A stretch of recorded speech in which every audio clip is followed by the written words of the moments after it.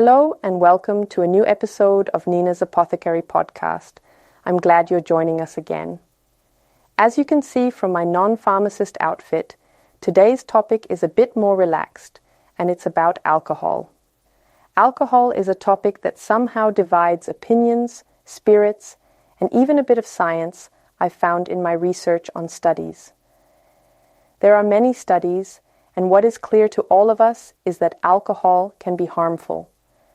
However, there are also some studies that suggest that alcohol in very small amounts can have positive effects. Before we dive into that, I just always really appreciate your feedback, especially about my new podcast studio. I've made some changes after the O3 Podcast Award. My ambition got the best of me, and I still want to keep making things better and better. So if you have suggestions, wishes, or topics, please share them. I'm really excited to hear them.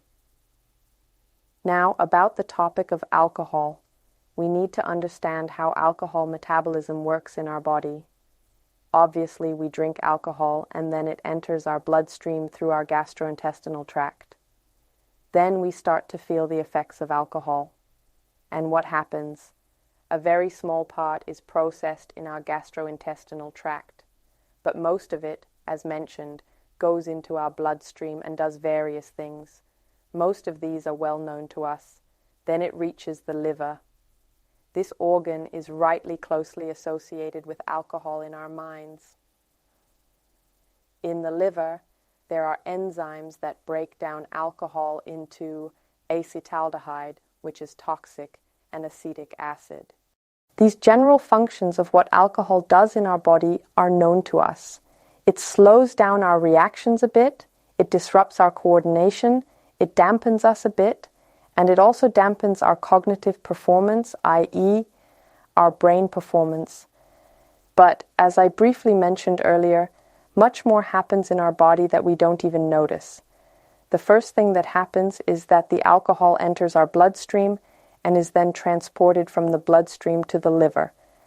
And there, enzymes break down the alcohol. That's why the liver is such an important organ, because it is involved in every detoxification process in our body and naturally also in the alcohol detoxification process.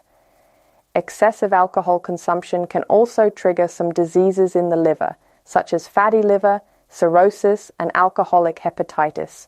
All terms we have probably heard at some point, but we don't really think much about.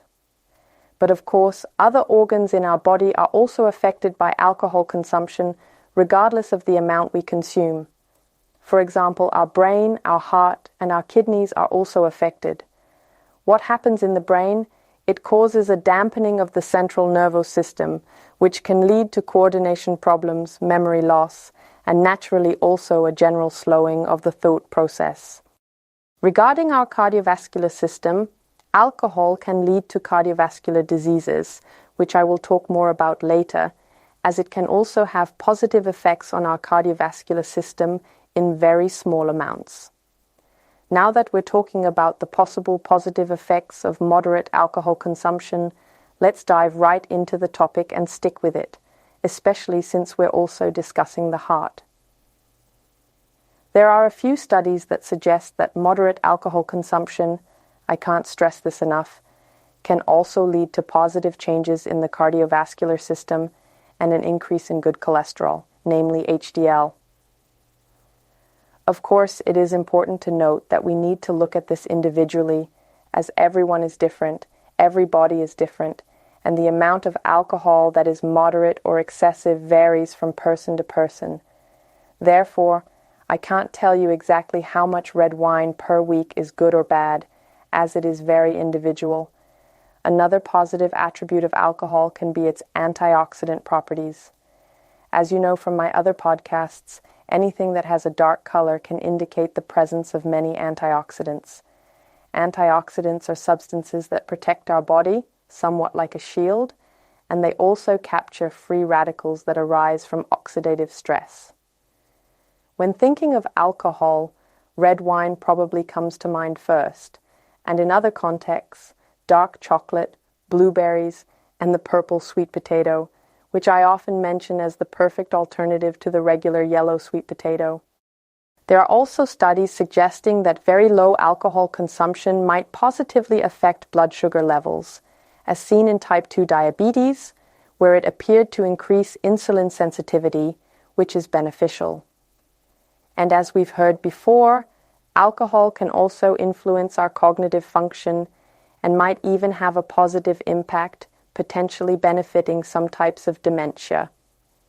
However, I must also mention the negative effects of alcohol, which are obviously more significant with higher consumption, but it doesn't have to be extremely high to negatively impact the body.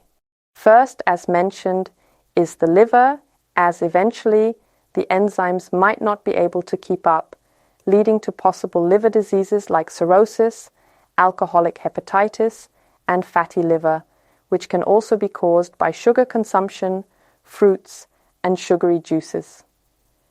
Then there's the potential negative impact on our cardiovascular system, our heart system, as it can lead to high blood pressure, heart failure, and cardiac arrhythmias.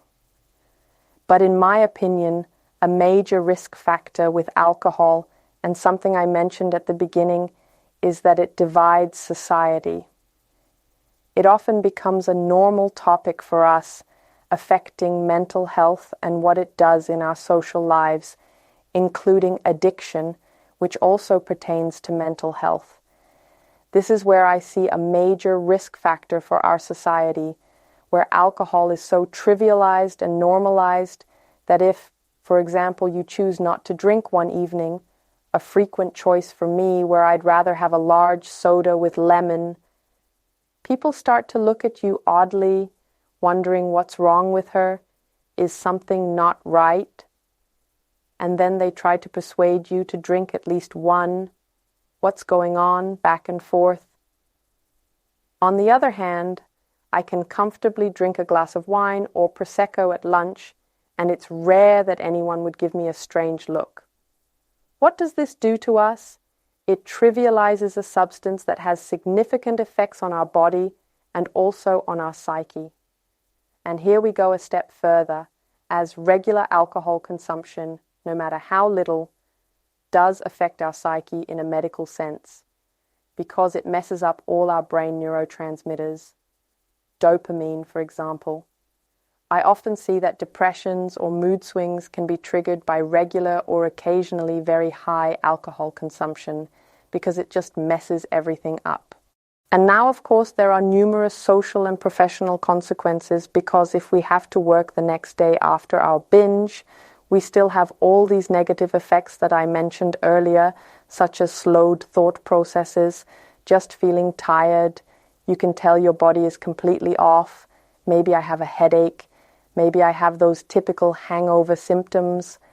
But what's even more important is that if I do this regularly, I will probably eventually not be as good at my job, or might not even be able to perform my job at all, which means there are really a lot of things coming at you without maybe realizing it, because it's such a normal, trivialized issue. And so, I would like to give you some tips and tricks on how to protect yourself and others, or how to manage alcohol responsibly. First, it's important to know your limit. We often learn this the hard way in our youth, realizing after suffering from too much, oh no, that was too much. And hopefully we remember not to do it again. It's usually necessary, like touching a hot stove, and then we don't do it again. But we also know that for many, it's not that simple. So first, know your limits, and second, you can set your own limits by deciding, for example, okay, after 2 glasses, I don't want any more. Tip number 3. Drink lots of water alongside alcohol to make the process more considerate and responsible. An important tip. Another crucial tip, number 4, is to eat beforehand so that you don't drink alcohol on an empty stomach. We've likely all experienced the effects of drinking a couple of sips on an empty stomach, where the alcohol enters the bloodstream almost unimpeded, and you feel it immediately. it's always important and useful to know to eat beforehand. A probably more youthful issue is drinking games and competitions, where I would normally just say, "No, thank you, I don't want to participate," without being a party pooper. If you find yourself in a group where it's all about pressure and competition, it might be wise to distance yourself from that setting, as it probably won't end well. What I can offer you as a pharmacist, I'm a big fan of the 80-20 principle. That means I make sure my life is 80% healthy, home-cooked, homemade, drinking water, and 20% is just about enjoying your life and doing what brings you joy, including perhaps a glass or two of wine. And of course, I don't want you or me to feel bad the next day, which is why I've developed an after-party package for you. It includes my activated charcoal capsules, which those who have joined me on detox journeys are familiar with. It's the same principle here. I take them before sleep if I've had some drinks. They work like fine magnets because it's a very fine powder that absorbs toxins from the body, which can then be expelled the next day. That's the first item in the after-party package. The second is magnesium. Magnesium works as a muscle relaxant and can also relieve headaches, which is fantastic. So, you can take it the next day or even before going to bed. Magnesium can help with that or even prevent headaches.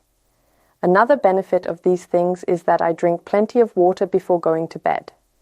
Water is essentially the best detoxifier for our body because almost all toxins are water-soluble.